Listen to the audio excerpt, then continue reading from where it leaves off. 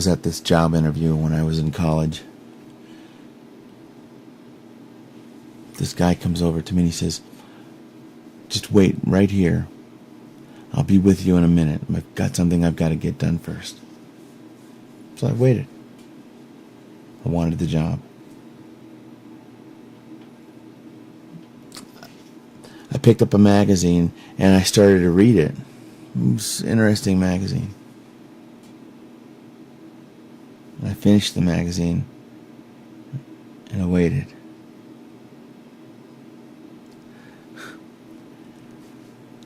I picked up another magazine and I started reading it. And I was reading this magazine. Every once in a while I would look up. I would notice it. I would see the guy. Every once in a while he would pop out of his office, go back in. I finished that magazine. About an hour and a half later, the guy comes and he invites me into his office. So I go into the office. He just stared at me. Finally, he said, "Young man, you win by default." I thought, wow, I win by default. He said, "I wasn't going to hire you today, but you kept sitting there, and you waited, and you waited.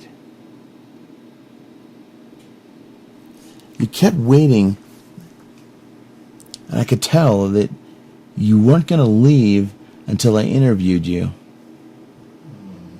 Shoot, he didn't understand. I wasn't going to leave until he hired me. I got hired.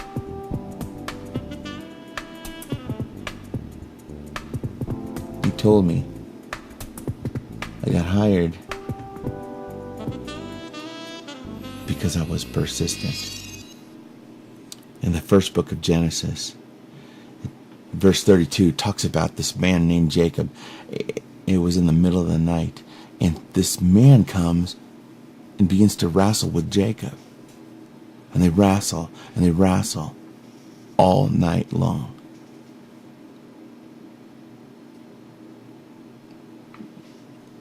Jacob wouldn't let this man go. The Bible tells us that this man realized that Jacob couldn't be overpowered. And so it says he touched him in the hollow of his leg and knocked his hip out of joint.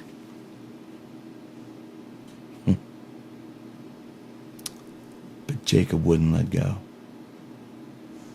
The Bible says that Jacob kept wrestling and he wouldn't let go. He kept wrestling. And the Bible says the day was about to break. In other words, it was getting ready to be dawn. And the man said, "You've got to let me go." And Jacob said to him, "I will not let you go until you bless me."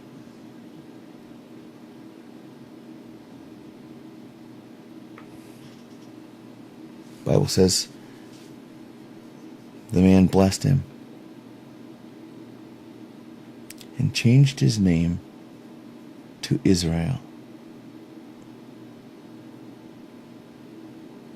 When Israel came walking back to camp, he had a limp because the leg had been out of socket. He wouldn't let go until he was blessed. He actually called the place Peniel, which meant I've wrestled, I've seen the face of God, and he has blessed me. I've seen the face of God and lived to tell the story. And he's blessed me.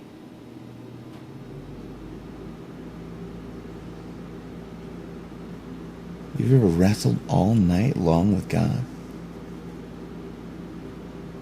Have you waited until he blessed you?